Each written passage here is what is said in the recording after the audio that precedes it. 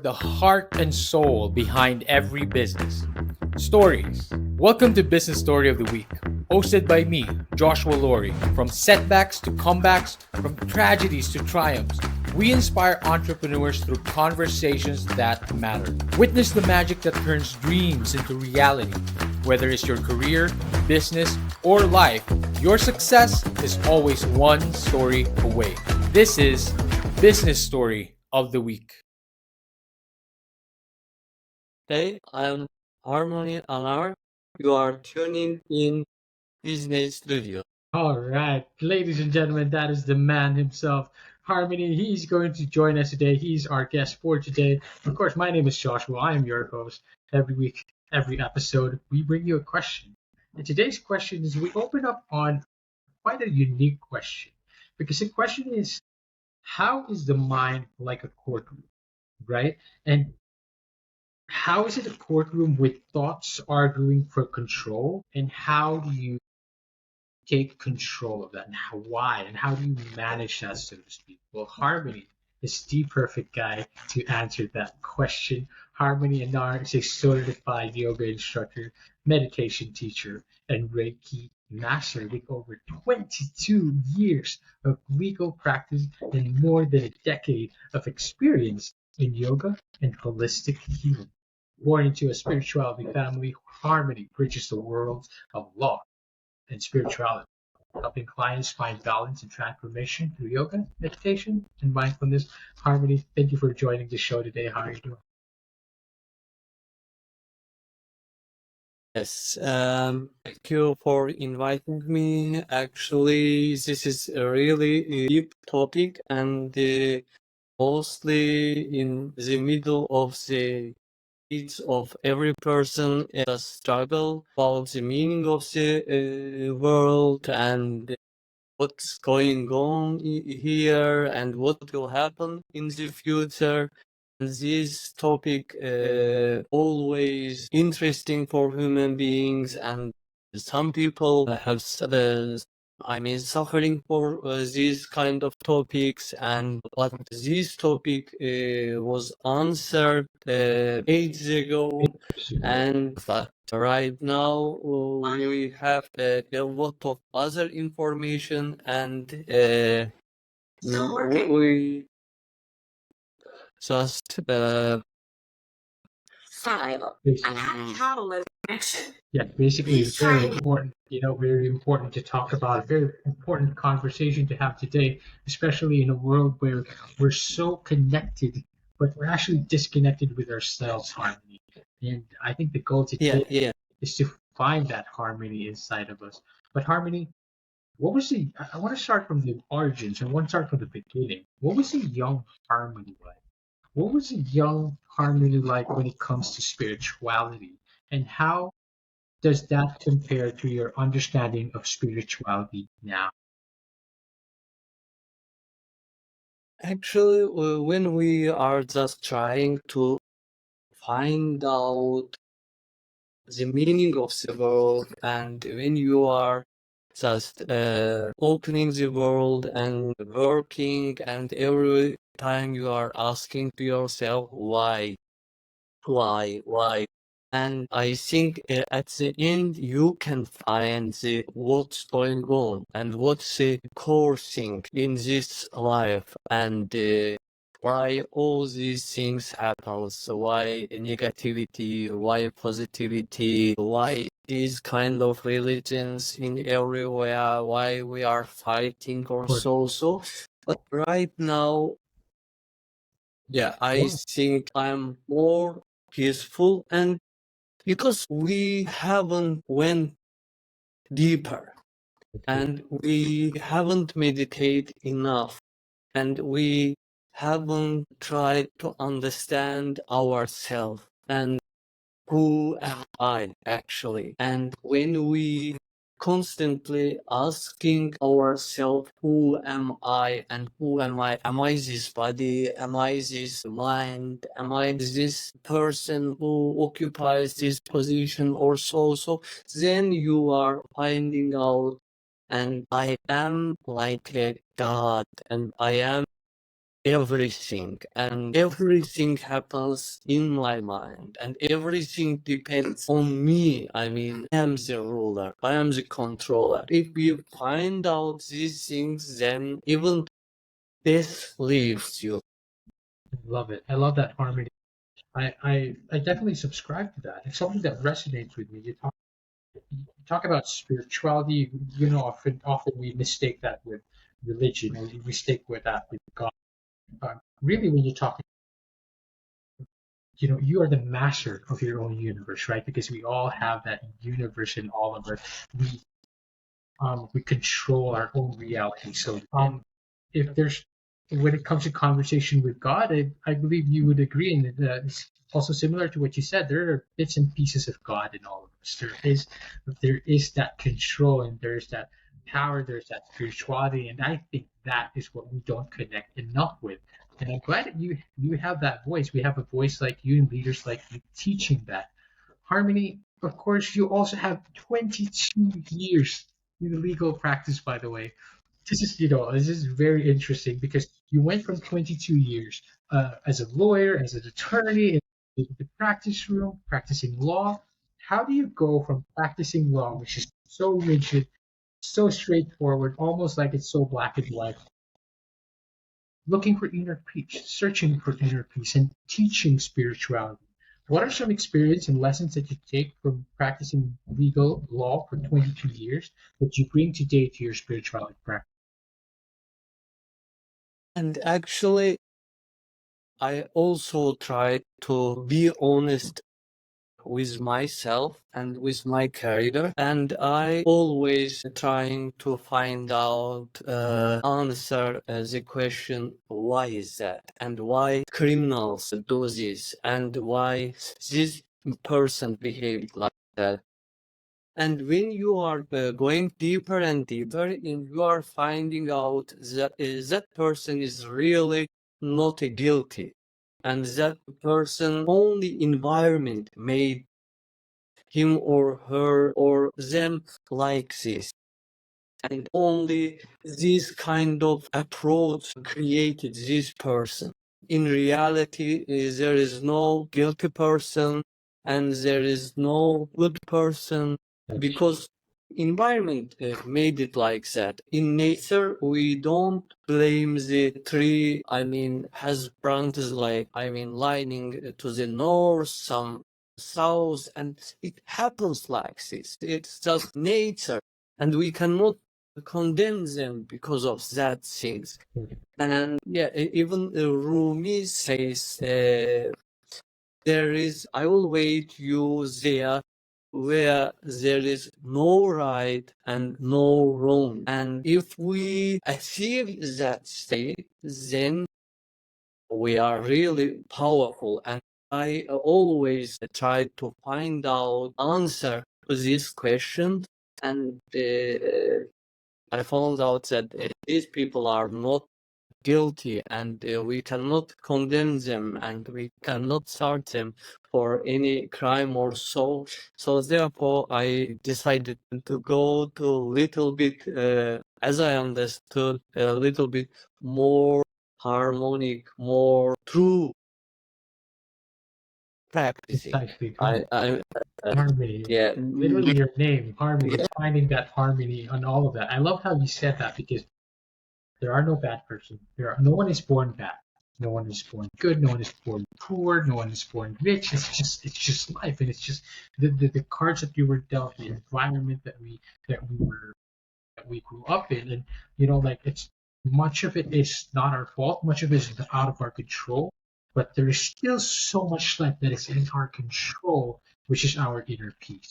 Harmony, you practice law, you practice legal, you're practicing spirituality, yoga. It all seems stark. It's very different. Did you ever feel like you were being pulled in opposite directions when you were practicing both? Actually, I felt, but in deep spirituality, there is a contradiction harmonize. You cannot find out any more contradiction. They are merging in one, you condemn anyone, anything, even yourself, and even you are accepting yourself.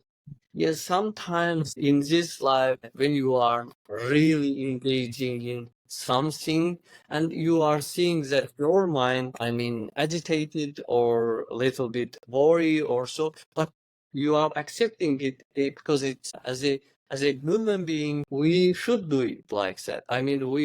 We have this body, we have this mind, and it should react. But if we go a little bit deeper, then you calm down and understand that all is just the illusion you made. I made because I went out and I wanted to try something else, and I believed in, let me say, going out. I believed in drinking something, and yeah, with that state, I start something. And we are not blaming them, just we are accepting that we are creating it. But if we come and sitting and just concentrate, just meditate, and then you are really understand that you are Love that. God. Love that. And I love that because harmony, it's almost like there is no judgment in true inner peace. When you get down to that deepness and you get down to that source, so to speak, everything else is our own illusion. It's everything, like you said. We put that judgment in there. That's why you feel like legal or law is the opposite of spirituality. All that is our own construct. And that I feel like I hear what you say, that as you go deeper into your source, into your inner peace, there's almost no judgment there. Harmony, as we delve a little bit deeper more into your practice, I want to ask this question. I always ask a question in a metaphorical sense. If life was a yoga mat, right? Or if life was like the yoga practice, so to speak, what would be the first pose, or what would be the first value that you'd recommend someone who is beginning to find their inner balance?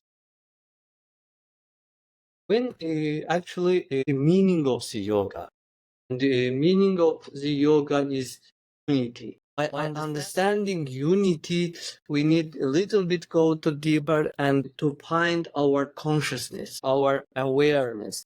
Yes, we are doing this asana, we are doing this act, but we are not limited by this act. We are higher than everything and everything. Nothing can disturb us because our consciousness, our high state unites everything, and everything happens in our mind, and our mind happens in the unity. And I am trying always to remember that unity and not to remember what other people did for me, why I did that thing. Yes, sometimes happens, and we are living in this society, but then I am coming back. Then I am coming back. Like I'm reincarnating and coming back, but not actually when you are really deeply awakened, then you are completely different. Absolutely. I mean, it's a practice. It's a long journey as well, and it's something that you practice going back and forth. Finding that balance. I think what a great reminder for us today, especially in this kind of practice. Correct me if I'm mistaken, of course, Harmony. But when finding that inner peace, when finding that harmony in all of us, it's not perfect. It's never going to be perfect. But sometimes we're going to lose our balance. Sometimes we're going to fall off. Sometimes we're going to lose our way. But that's how it is. You just practice. The real goal, or the real practice, is to get back into it, or to not stay down, or to not stay out of balance. Always realigning yourself. Harmony, you teach about overcoming negativity, overcoming attachment. Of course, these are very fundamental yogi concepts. What is a legal case, so to speak, when it comes to our minds, though. When we struggle to let go, how do we win against that? Just to understand that everything is limited in this world, and everything shall pass. And even this word, this phrase written in Alexander's finger or something, or ring of his finger, that everything shall pass. Don't worry, nothing is permanent in this world, only consciousness. And consciousness is not perceivable by our mind. And if we want to just smell it, just taste that consciousness, we need to meditate a lot. We need to go deeper, not to engage in any business like earning money, earning relationship, earning taste, or traveling, or so. We need just to go to deeper consciousness, which is before our birth and after our death. And if we remember before our the birth, before we born, and then that consciousness, that Yes, I love how you put that together. Again, it's all about going. It's all about practicing that. It's all about finding your inner peace and mastering harmony, so to speak. And you have mastered your own harmony, and you have been teaching. You've been teaching for almost 8 years now, teaching meditation, yoga, philosophy, and all of that. Harmony. If we want to learn more and learn more about you, where can we find you? Where can we connect? people can find me on Facebook and Instagram, TikTok. I'm always Harmony Infinity, or Harmony Andar, with such kind of nickname or something like that. Love that. I love that. Absolutely. Our audience and listeners can find you on all the socials, Harmony Land, Harmony Infinity. Go check him out, Harmony. Of course, I'm quite honored, happy to have you here on as a guest. One last bit of wisdom, if you would love to leave behind the audiences today, what would it be? Take us home.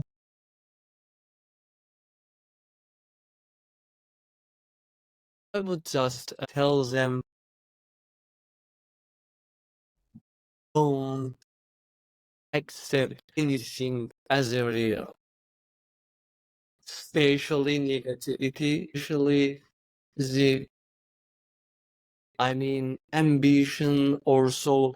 We don't need to worry about anything. We don't need to suffer for impermanent things.